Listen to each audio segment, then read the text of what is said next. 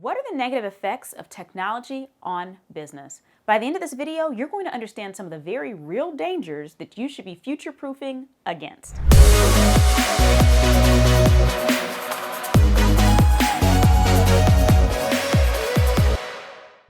We're going to explore pop culture examples of technology gone wrong and how that's probably impacting how we think about it right now. And we're going to look at some very real technology dangers and what you can do to both minimize and mitigate risk. Let's get started.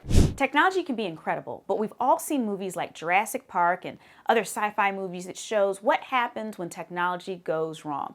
In most of them, it's usually humans that are overestimating their abilities and underestimating the very real risk that technology provides. In the real world, we tend to not be worried about dinosaurs crashing down on us or aliens taking over, though with some of the things that are happening in Washington, D.C. right now, maybe we should be, I don't know.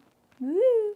But at the end of the day, we do have to focus on the very real risks that are here. And the number one risk is security breaches. As a business, especially if you're looking to be future-proof and future-ready and you're preparing for the digital future, you are tasked with including more and more technology in how you run your organization. But the challenge with that is the more technology that's available, the more data that's collected, the bigger the opportunity for security breaches. I'm pretty sure that you've received multiple emails, messages, and letters by this time of different organizations of all different sizes, whether we're talking about credit card companies and payment firms, if we're talking about retail stores, or even online businesses that you might buy things from. We've all received those notifications that our data has been compromised. And at that point, we're trying to figure out, what does that mean? Some of us may have even had our identity stolen or credit cards used in other parts of the world.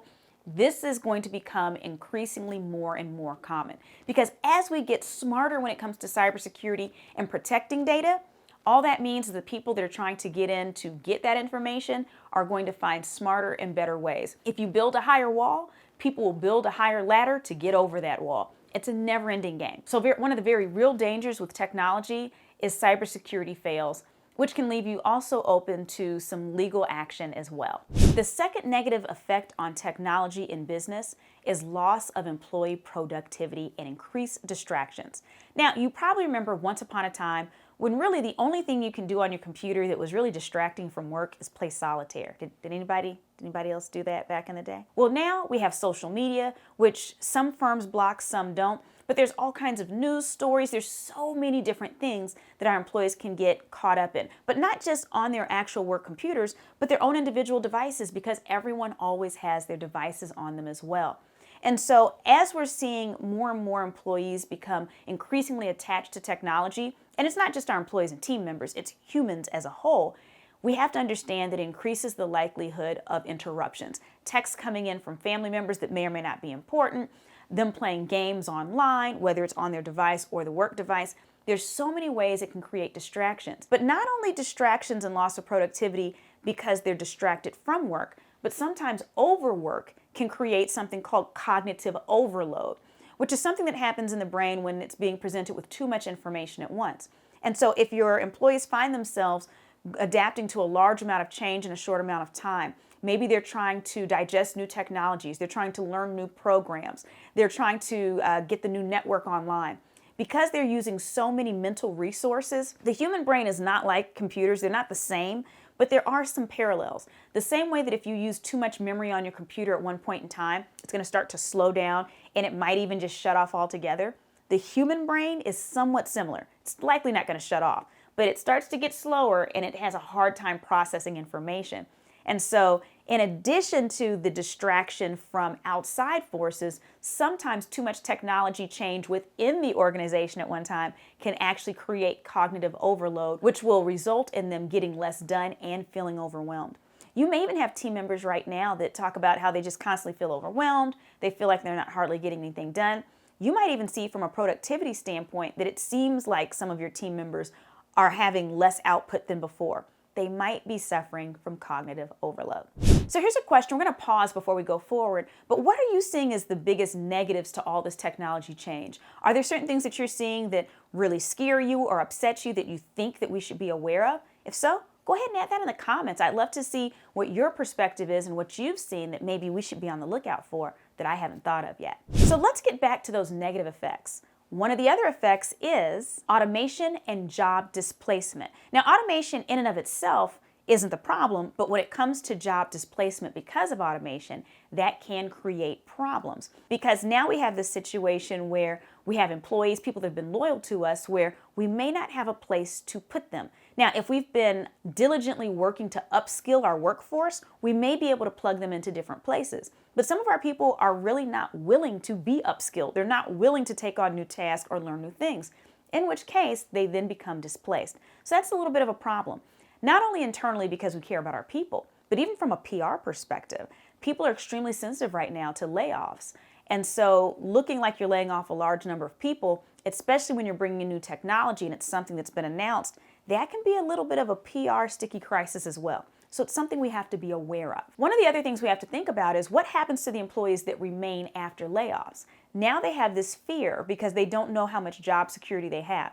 So that in and of itself can cause a mental shift and stress that results in less productivity.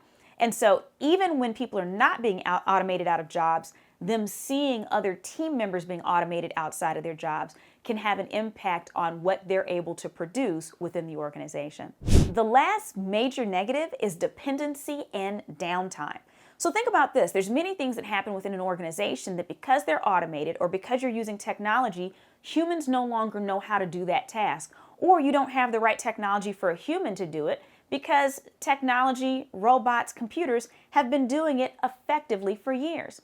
What happens when those things go down? So there's the challenge. So what happens with businesses that have adopted all this new technology? It's extremely effective in helping them in their day-to-day, but if something happens where that technology is not available, it can cause a bit of a problem. I think one of the best examples of this is the U.S. Airlines system. We've all seen issues where Southwest or Delta or United, and irregardless of anything going on with weather or anything else, we've seen it where there's certain days where their systems will just melt down. Sometimes they say they're hacked, sometimes they say there was a system failure, sometimes they say there was a bug, but no matter what, once the system goes down, there's no way to easily manually get everything going back up again. And so we're completely dependent upon those systems. In the case of the airline system, that had a ripple effect because not only does that affect the airlines, it affects all the things that they're carrying. For instance, many commercial airlines also carry mail. A lot of people don't know that. Another thing that's a little strange you may not know, a lot of commercial airlines also carry dead bodies around as well, right?